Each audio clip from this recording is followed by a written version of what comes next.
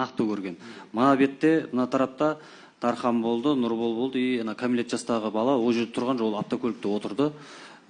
Мерседестен түскен кезінде мен Равилді көрдім, Нұрқиясты көрдім, Шыңғысты көрдім, Азаматты көрдім, и екі қыз болды ол жерде.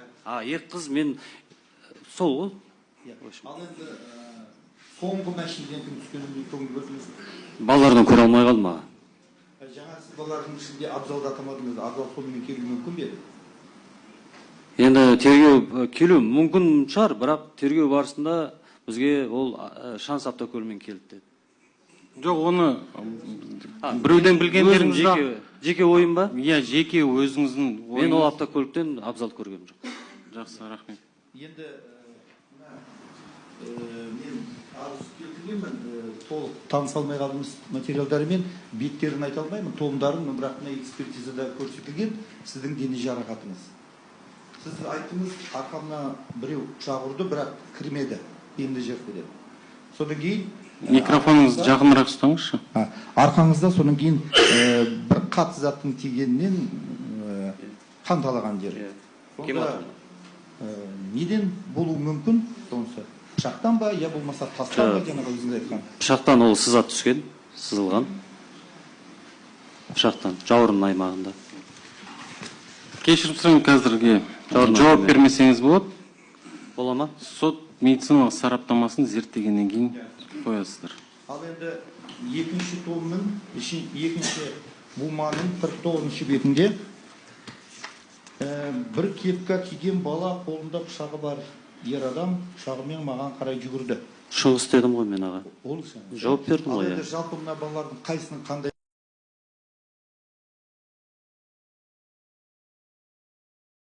киімде болғанын сіз ашып бере аласыз ба? Есіңізде болса? Жоқ, есімде жоқ. Сол кезде тергеу барысында ол көп ұзамады, мен сол кезде нақты айтып бердім, бірақ қазір есімде айта алмаймын. Жаңа бір жауабыңызды айтып кеттіңіз. Балаларды ұрып жатқан деген. Бірақ сіздің жауабыңызда сол 50-ші бетінде жазылған, мен төмен қарай жүріп кетіп қалдым деген.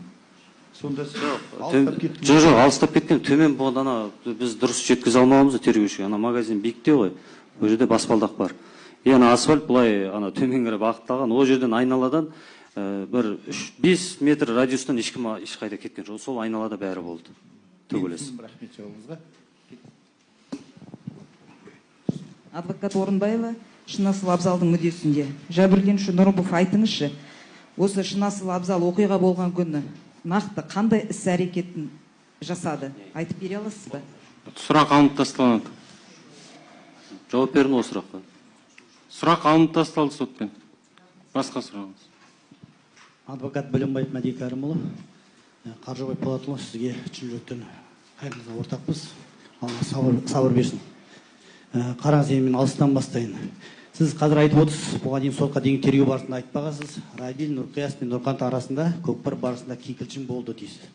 Жоқ, Нұрқияспен, аға, құрметті қорғаушы, Нұрқияспен ғана ол көкпардың ішінде жаңағы, қазір айтам, Нұрғанаттың жолдасы бар, Нұрғанат бар, солар өз араларында келіспеушіліктер болған. Равилмен ол медколледжде оқып жүрген кезінде келіспеушіліктер. Нұрғанат сол себепті бұл балалардың бәрін таниды. Жоқ, сіз айтып отырсыз, ауруханаға түсті. Иә, түсті. Қай жағдайда түсті? Ауыр жағдайда түсті. Жоқ, көкпардан кейін түсті ме? Жоқ. Медколледжде оқып жүрген кезде Кутердің балалары жабылып ұрып кеткен. Сол кезде. Олдың ішіне нақты Сакиев, Рабил болды ма? Болған деп, мен Нұрғанаттан кейін бәрі болды ғой мына жағдай. Сол кезде Нұрғанат. Сұрақ алынып тасталады, келесі сұрағыңыз. Жақсы. Енді айтыңызшы, Нұрғанатқа нақты пышақ пен дене жарақатын жамбасына кім келтірді? Көрдіңіз бе? Жауап беріңізші осы сұраққа.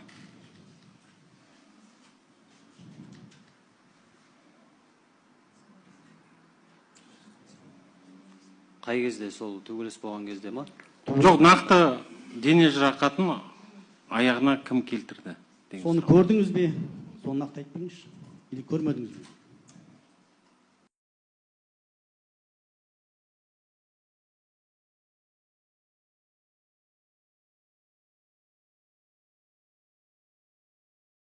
Жәбірленуші, тыныш, өкілі. Мен сізге тағы ескерту жасаймын. орында сотқа жоқ, жауап жәбірленуші. Сіз өзіңіз қалай білесіз, солай жауап беріңіз. Сұраудың қажеті жоқ. Мен жаңағы жауап беріп жатқан сұрақтарыма нақты уже мен өзім Жақсы. шатасып жатырмын. Келесі сұраңыз. жоқ, бас сұрақ түсінікті. Рахмет. Қорғаушы қойыңыз. Қойып бердіңіз өз. Қорғаушыға.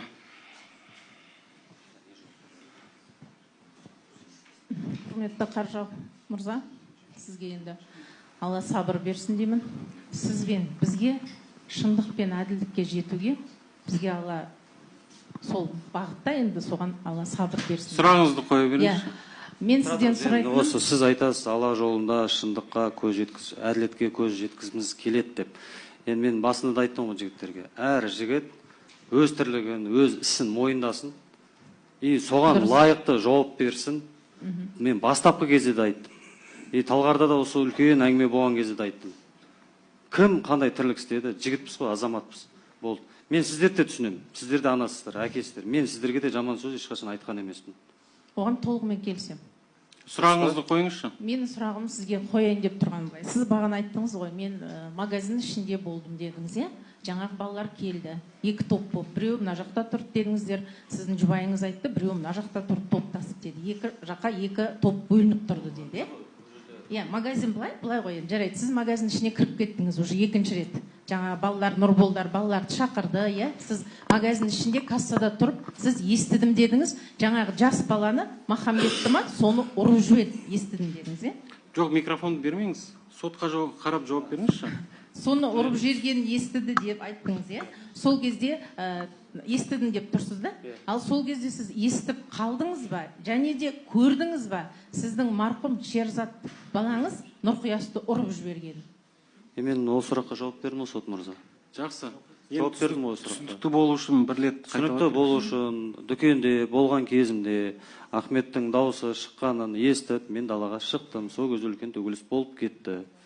Сіз өзіңіз көрмедіңіз Шерзат марқұмды, марқұм Нұрқиясты ұрып жібергенін? Жоқ, Махмет емес. Махмет емес, Шерзат марқұм Нұрқиясты ұрып жібергенін. Енді ол жерде төбелес болып, мен айттым ғой. Нұрқияс. Сіз өзіңіз көрмедіңіз. Көрдім дедім ғой. Ол Нұрқияс тұрғанын көрдіңіз ба? Шерзат марқұмның сіздің балаңыздың Нұрқияс тұрып жібергенін көрдіңіз ба? төбелес барысында ма? Иә, төбелес төбелес барысында бұлар Нұрқияс, Ахмет тұрды. Кейін қалай білмеймін, Нұрғанат келген кезінде, Шерзат келген кезінде уже төбелес болғанда Нұрбол мен Нұрқияс, Шерзат кеп бір-бірін ұрды. Оны көрдім. Көрдім. Мен құлап бара жатқан кезде, ана неден де көруге болады, что Шерзаттан келіп қалады. Артқа қарай Нұрбол мен кім шегінеді? Нұрқияс шегінеді. И мен сол жерде құлаймын. Сіз құладыңыз, иә? Мін жарайды. Жарайды, көрдіңіз. Рахмет. Сіз құладыңыз сол жерде бірнеше минут, сіз айтасыз, мен есімнен танып қалдым. Минут танып қалдым дегенім жоқ. Жауап бермей қойыңыз. Сұрағыңызды қойыңыз. Жарайды, иә. Сол кезде сіз айтып жатсыз, Равилдің қолынан пышақ көрдім деп. Қай сәтте, именно қай жерде тұрған кезде сіз Равилдің қолынан пышақ көресіз? Сіз магазиннің ішінен тыртынан шықтыңыз, талып қалдыңыз. Есімде жоқ. Есіңізде жоқ. Есімде жоқ. Рахмет. Қорғаушылар, тағы сұрақтарыңыз бар ма? Қойыңыз. Мен Жолдос Төретбек, Нұрқиястың әкесі болдым. Қорғаушы. Қоя беріңіз сұрағыңызды. Жабай Бағыр, мынау енді қайға ортақпыз бәріміз. Мына жерде жаңа сіз айтып жатсыз, баламды үйге жібердім дейсіз, мәшінемен. Сол уақытта қай уақытта келді балаңыз қайтадан? Оны мен айттым ғой, байқамадым деп. Сол төбелес болған кезде уже келесі сұрағыңыз бар ма? Болды. Жақсы, қойыңыз.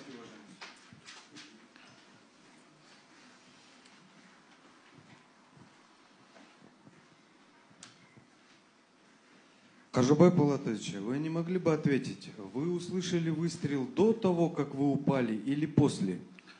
Вопрос снимается. Ответили на этот вопрос. Все, спасибо. Сотқа сұрақ... қойыңыз. Кажабай мырза айтыңызшы, жаңа өзіңіздің жауабыңызды айтыңыз, жалпы Қали Ахмет сол жерде болды, бірақ та қандай да бір іс-әрекетін мен байқамадым деп. Нақты айта алмаймын. Нақты айта алмайсыз. Сізге өзіңізге қатысты Қалиахметов Дидар күш қолданды ма, ауырды ма, қандай да бір дене жарақаттарын келтірді ма? Құрметті ораушы, мен айттым, кімнің ұрғаны, кімнің қандай іс-әрекет істеген. Мен Дидар жайлы өзім жауап бердім. Енді маған сол керек қой. Сол жауабыңызды естейін дедім. Енді айтыңызшы, сіз жаңа айттыңыз, осы баланың бәрін мен бауырым марқұм Гайыпбаев таниды дедіңіз. Дүкеннің сыртында сіз Гайыпбаев тұрған кезде, Қалиахметов Дидар өзінің бауырларымен келген кезде, Гайыпбаев пен Дидардың арасында екеуі бір-бірін танитын бір әңгіме болды ма? Екеуі бір-бірін танып? Жоқ, Дидар екеуінің арасында болған. Тыныш, жауап беріп отыр. Болған жоқ, иә? Екеуі бір-бірін таныған жоқ. Мен айттым, ағасы ма, жаңа бөлесі ма, ағасы ма? Үлкен, екеуінің арасында жоқ. Иә, екеуін бір-бірін таныған жоқ. Содан кейін жаңа ғана дүкеннен, сіз оларға дүкеннен